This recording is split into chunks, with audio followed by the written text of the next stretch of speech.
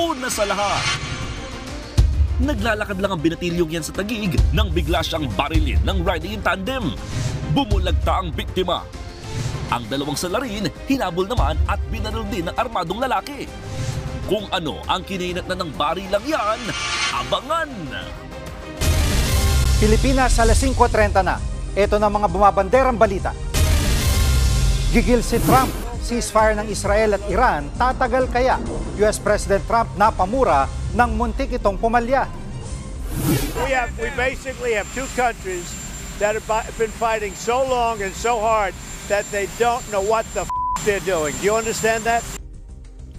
Tulong sa mga tsuper, fuel subsidy hindi pa kailangan sa gitna ng taas presyo sa petrolyo ayon kay Pangulong Marcos. At banat ni Inday, VP Sara naghahanap nga ba ng bansang tatanggap sa kanyang ama kaya siya biyahe ng biyahe. Hindi ko alam kung sinasadya nila na ayaw intindihin o talagang bobo lang talaga yung nasa administrasyon.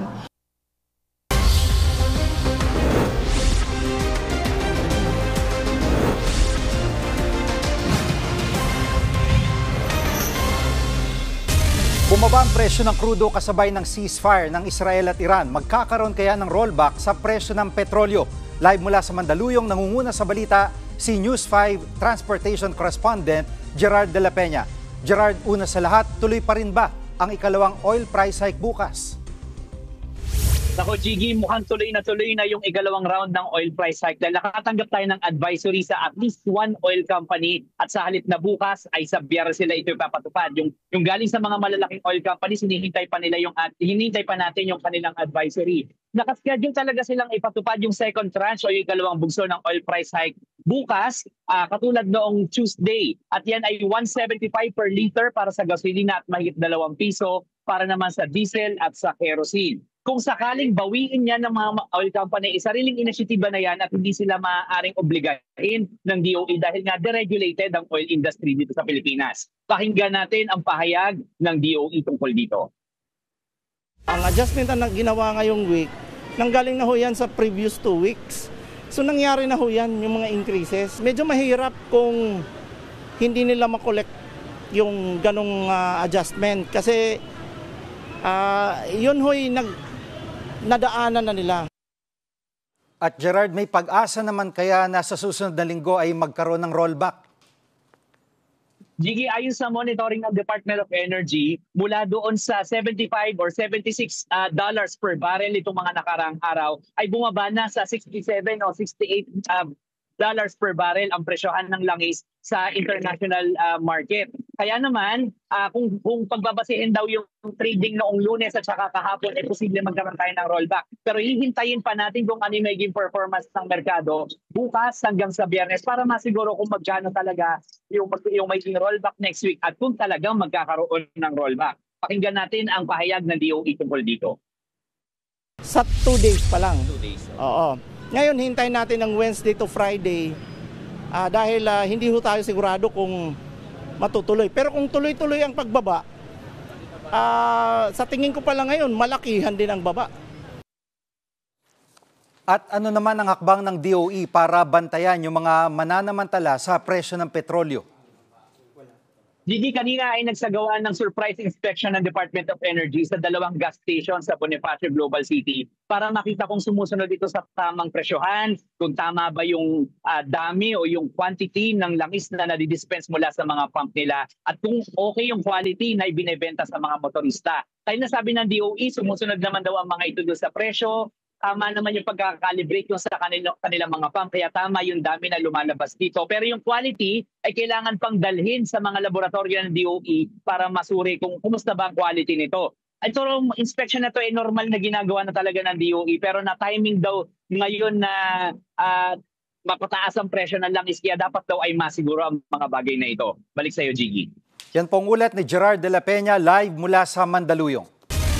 Dahil bumaba naman ang presyo ng krudo sa world market, preno muna sa pagbibigay ng fuel subsidy ang gobyerno. Nangunguna sa balita si News 5 Palace Correspondent Maricel Alili. Maricel, ano ang sabi ng Pangulo kaugnay sa binabantayang presyo ng petrolyo? Jiggy, sa ngayon ay hindi pa kailangan ng subsidy ng mga sektor na posibleng maapektuhan ng paggalaw ng presyo ng produktong petrolyo sa world market. Yan ang sinabi ni Pangulong Bongbong Marcos sa ating ambush interview sa Capas Tarlac kanina. Sabi ng Pangulo, sa ngayon ay hindi pa naman tumataas ng gusto ang presyo ng petrolyo. Katunayan, mula sa $70+ kada bariles ay bumaba raw ito sa $69 kada bariles matapos i-anunsyo na mayroong ceasefire sa pagitan ng Israel at ng Iran. Matatandaan na nakasaad sa ating polisiya na para mamahagi ng fuel subsidy sa transportation sector, kailangan umabot muna ng $80 per barrel ang presyo ng petrolyo. Pero sa ngayon, wala pa tayo dyan. Ngayon nga, nagpatawag pa rin ng pulong si Pangulong Bongbong Marcos kasama ang kanyang economic team sa Malacanang kahapon at dito nga ay napag-usapan nila na bagamat posibleng maapektuhan ang ekonomiya ng Pilipinas dahil nga sa nangyayaring tension sa Middle East, ay manageable naman daw ito. Sa ngayon, sabi ng Pangulo, ang tinututukan daw nila ng gusto ay yung tinatawag na price gouging. Meron daw kasi silang namomonitor na ilang produkto na nagtataas agad ng presyo kahit na hindi pa naman talaga tumataas ng gusto ang presyo ng petrolyo sa pandaigdigang merkado. Narito ang bahagi ng pahayag ni Pangulong Marcos. So there is no significant effect on the economy. Yun lamang, binabantayan natin ngayon yung price gouging. Dahil ang dami ko nang nakita, nagtataas ng presyo, hindi naman tumaas ang presyo ng langis. So yun ang babantayan natin ngayon. Balik sa iyo, Jiggy. Yan ang ulat ni Maricel Alili mula sa Pasig City.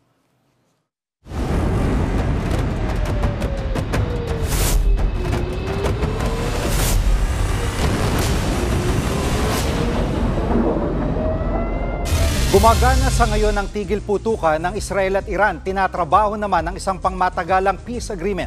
Nangunguna sa balita si Mon Gualvez.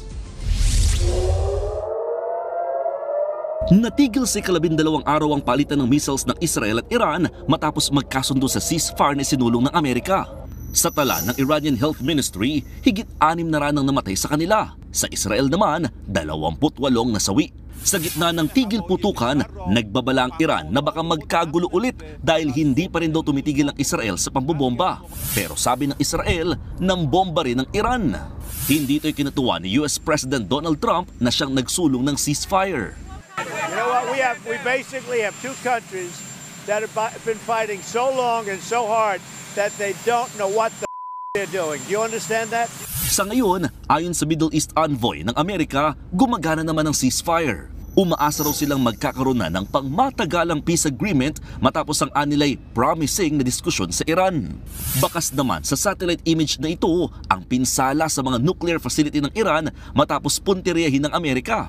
Ayon kay US President Trump, hindi na may tatayo ulit ng Iran ang kanilang nuclear facilities. Pero sa assessment ng US intelligence, hindi ganap na nasira ng Amerika ang nuclear capability ng Iran. Ayon sa ilang source, napigilan lang daw ang nuclear program ng Iran ng ilang buwan at posibleng hindi rin naalis sa mga stock ng uranium. Una nang sinabi ng Iran na ang ginagawa nilang nuclear research ay para sa civilian energy production. Samantala, ligtas nang nakauwi ang 31 OFW na naipit sa gulo ng Israel at Iran. Karamihan sa kanila ay galing Israel, habang mayroon din mula Jordan, Palestine at Qatar. Sila ang unang batch ng mga nirepatriate na OFWs. Mon Gualvez, News 5. Pumalag si Vice President Sara Duterte sa pagharang ng ICC prosecution sa iling na pansamantalang paglaya ni dating Pangulong Rodrigo Duterte. At live mula sa Pampanga, nangunguna sa balita si Reynel Pawid. Reynel, nabanggit pa ni VP Sara ang tungkol dito. Hindi raw maintindihan ni VP Sara kung bakit niya hinarang ng prosekusyon yung hiling na interim request ni dating Pangulong Rodrigo Duterte. Itinanggi ng bise na ginagamit ng ama ang kanyang kapangyarihan at impluensya laban sa mga testigo ng umano'y extrajudicial killings ng drug war. Wala raw kahit anong ginawa si Duterte sa mga testigo. Kahit nga daw siya, walang impluensya sa kaso ng ama. Nauna ng tinutulan ng ICC Prosecution Panel ang hiling na pansamantalang makalaya si Duterte dahil hindi pa rin daw tinatanggap ng dating Pangulo at ng kanyang pamilya na lehitimo ang kaso laban sa kanila. May kapangyarihan pa rin daw si Duterte at ang kanyang pamilya na may mga posisyon sa gobyerno. Pwede raw nilang gamitin ito para manakot ng mga testigo. Chigi. At Reynel, nabanggit ba ni VP Sara kung sakaling saan nila planong dalhin si President Duterte kung sakaling mapagbigyan ng ICC ang interim release? Sige, no comment pa riyan si Vice President Sara Duterte, pero paglilinaw niya, walang kinalaman dito yung pagpunta niya doon sa Malaysia at sa Australia. Tinulipsa rin ni VP Sara ang administrasyon sa pag-question nito sa kanyang mga biyahe. Pakinggan natin ito. Hindi ko alam kung sinasadya nila na ayaw intindihin o talagang bobo lang talaga yung nasa administrasyon. Ilalagay namin doon personal to differentiate it from official. Jiggy, sa araw naman ng State of the Nation address ni Pangulong Bongbong Marcos, posibleng pumunta raw sa South Korea itong si VP Sara. Personal trip daw yan, pero pupunta nga rin siya sa Crete sa August 8 naman. Dadalo lang siya doon sa mga tinatawag na Free Duterte Rally. Jiggy. Yan pong ulat ni Reynel Pawid live mula sa Pampanga. Susunod, ilang pulis sangkot umano sa issue ng missing sabongeros. At bakbakan sa semifinals ng PBA Philippine Cup, umpisa na. Diyan lang kayo mga kapatid, dapat una sa lahat.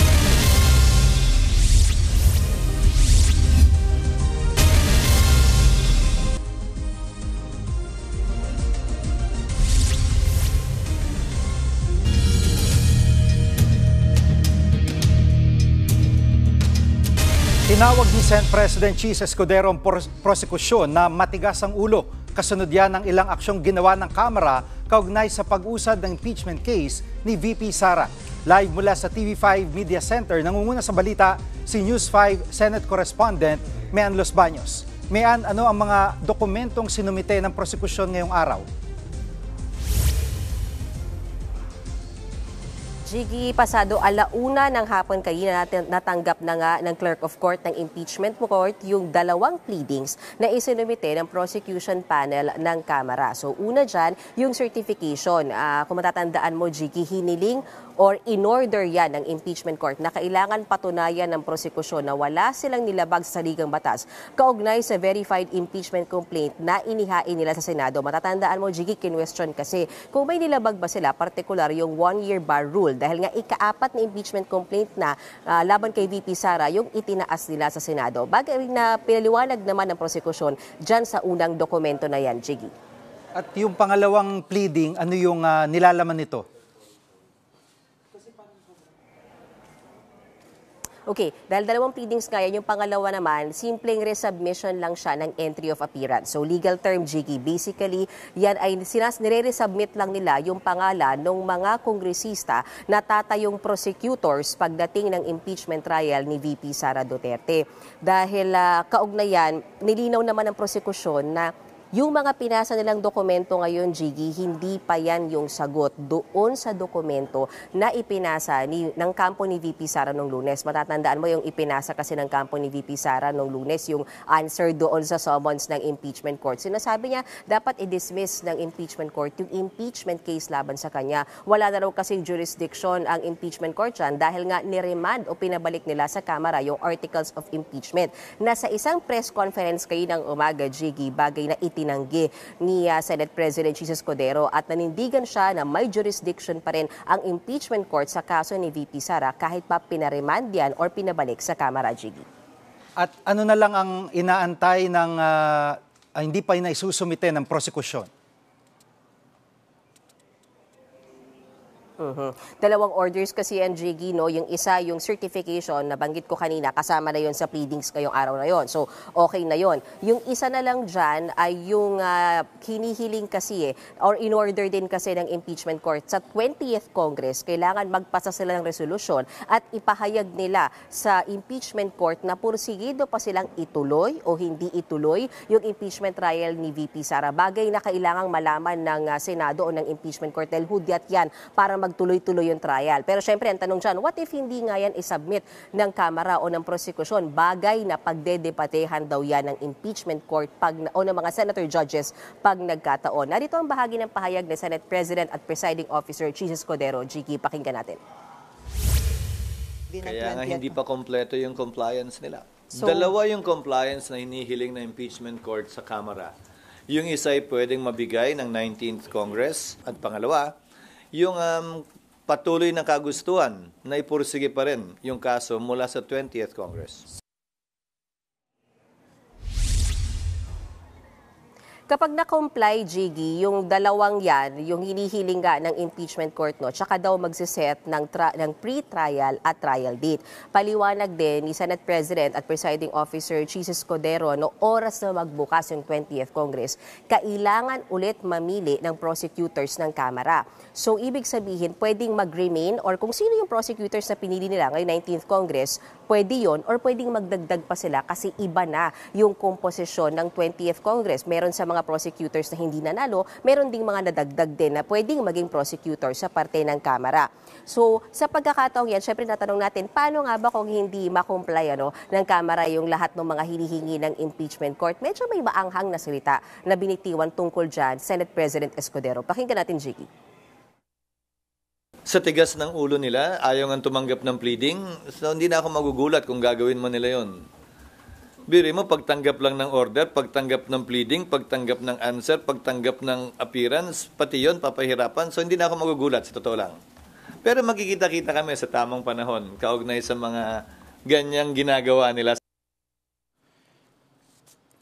Yan ang ulat ni Mean Los Baños live mula sa TV5 Media Center. Iimbestigahan ng PNP ang pagkakadawit ng ilang pulis sa pagkawala ng 34 na sabungero. Yan ay matapos ang pagsisiwalat ng lumutang na whistleblower na si alias Totoy. Giit ng PNP, wala itong palalagpasin sa mga salarin kahit pa pulis ito. Handa rin daw sila magbigay ng police assistance para kay alias Totoy. Nauna ring sinabi ng whistleblower na tinapon umano sa Taal Lake ang bangkay ng mga sabungero. Regardless po kung sino po ang involved dito, sibilyan, mataas na tao at even yung mga kabako po natin, wala po tayong sasantuhin po dito. So antayin po natin yung full disclosure po nitong lumabas po na possible witness po.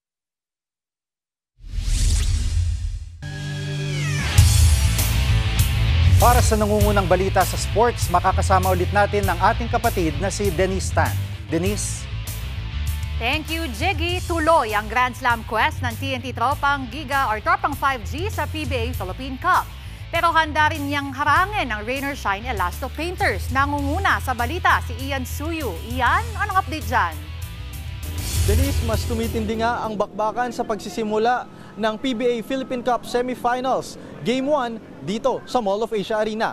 At mula sa 8 team noong quarterfinals, down to the last 4 squads na lamang po tayo na mag-aagawan para sa kampyonato ng season-ending conference. All eyes ngayon sa showdown ng Grand Slam seeking TNT Tropang 5G at Rain or Shine Elasto Painters para sa opening game. Pinataob ng dalawang team ang higher-seeded squads sa kabila ng kanilang twice-to-win disadvantage sa quarterfinals. Itong tapatan nga ng TNT at Ross yung kanilang magiging third straight semifinal matchup sa buong season. TNT ang nangibabaw doon sa unang dalawang semis matchup nila kung saan nagresulta rin ito sa dalawang kampyonato para sa Tropang 5G. Sibling rivalry naman ang tema ng susunod na laban sa pagitan ng San Miguel Beermen at Barangay Ginebra sa kanilang kabilang bracket. Target ng San Miguel na makabawi matapos nilang matalo noong nakaraang kampyonato or finals kontra sa All-Filipino champion na Meralco. Itong tapatan din ng Ginebra at ng San Miguel parang rematch din nila ito noong nakaraang Governor's Cup semifinals naman kung saan ang nangibabaw doon ay ang Barangay Ginebra San Miguel. Pero tignan natin kung sino ang magwawagi sa seryeng ito dahil panigurado magiging action-packed at mahaba-haba ang magiging destinasyon bago makatungo sa finals. Yan muna ang latest mula dito sa MOA Arena. Denise? Thank you, Ian. Ayan ang ulat ni Ian Suyu mula sa Mall of Asia Arena. Susunod, binatilyo, binaril ng riding in tandem, mga salarin, napatay naman ng armadong sibilyan. At sa poll sa CCTV, motorsiklo sumalpok sa nakaparadang pick-up. Huwag kayong bibitiw, dapat una sa lahat.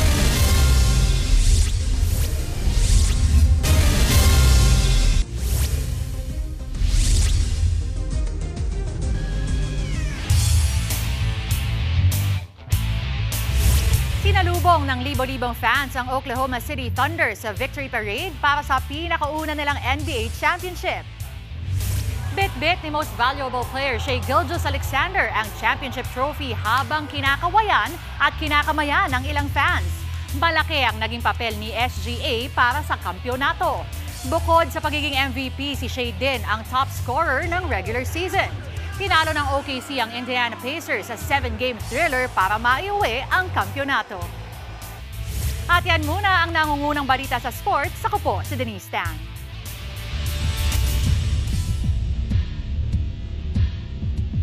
Narito ang mabilis sa pasada sa iba pang balita. Sugatan ng isang binatilyo matapos barilin ng riding in tandem. Ang dalawang salarin, patay naman matapos habulin at paputukan ng armadong sibilyan. Posible raw na may kinalaman ito sa droga. Patuloy ang investigasyon. Dead on the spot ang 50 anyos na babae matapos pagbabarilin sa ulo sa Barangay Commonwealth, Quezon City. Ayon sa mga otoridad, naglalakad ang biktima pauwi ng kanyang inuupahang bahay nang bigla siyang paputokan ng salarin. Inaalam pa ang magkakakinanlan ng gunman at ang motibo nito.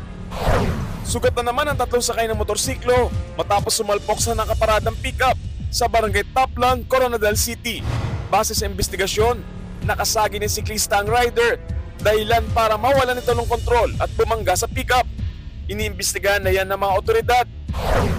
Nasunog ang isang paupang bahay sa Barangay San Martin de Porres sa Quezon City. Isa ang patay at isa ang sugatan. Inabot ng kalahating oras bago naapula ang apoy. Inaalam pa ang mitsa ng sunog at halaga ng pinsala nito. Gary De Leon, News 5. Mga bumabanderang headlines, alam mo na, dapat una sa lahat,